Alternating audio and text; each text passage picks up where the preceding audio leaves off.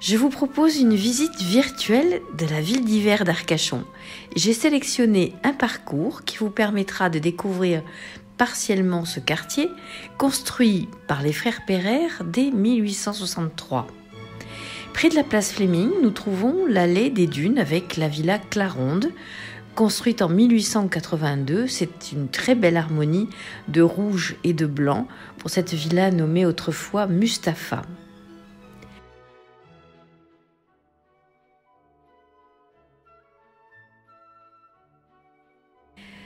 Cette grande bâtisse reprend les caractéristiques des maisons de ce quartier et était autrefois une pension de famille.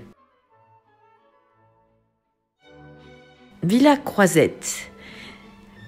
Cette villa a été bâtie en 1887 et porte le nom de l'ami et néanmoins rival, d'après les journaux de l'époque, de Sarah Bernard. La villa Germaine Angèle, construite en 1895 en hommage à la fille du propriétaire, un escalier à double volet et un perron harmonieux en font une des plus belles villas de la rue. En face, la villa Régine, construite la même année et pour le même propriétaire, pour son autre fille, Régine. Villa Cyrnos, elle a été construite en 1892 pour le compte d'un négociant diamantaire du Brésil. Puis elle a été acquise en 1902 par la veuve Ifla, veuve du célèbre Osiris. De style classique tout en pierre, de larges balcons sur colonnes sont arrondis.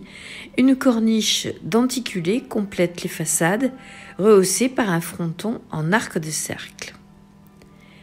Roitelet, maison plus récente, construite en 1901 par le docteur Lalesque.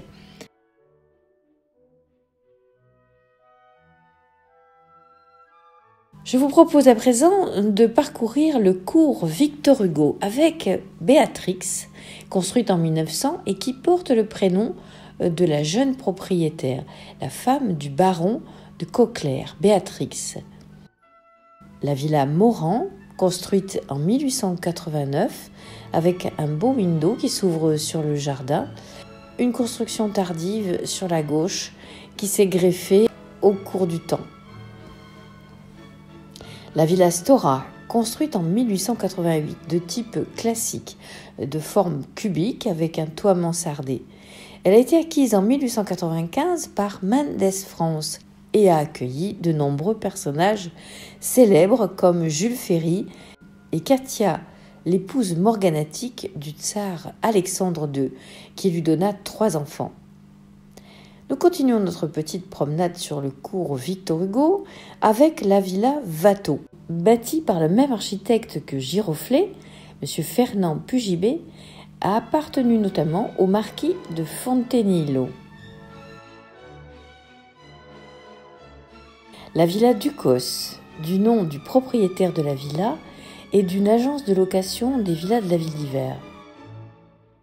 Descartes a été bâti par Paul Regnault, le neveu des frères Pereire. Nous voyons 2 époques et aujourd'hui un vert tendre donne une touche délicate à cette jolie demeure. La villa Giroflée, construite en 1883, tire son nom de l'opérette Giroflée-Girofla de Charles Lecoq qu'il aurait composée lors d'un séjour à Arcachon. D'un style composite, néo-gothique, surprend par ses éléments remarquables et par le confort à la pointe du progrès dans cette époque. À bientôt pour d'autres découvertes d'Arcachon, chers amis.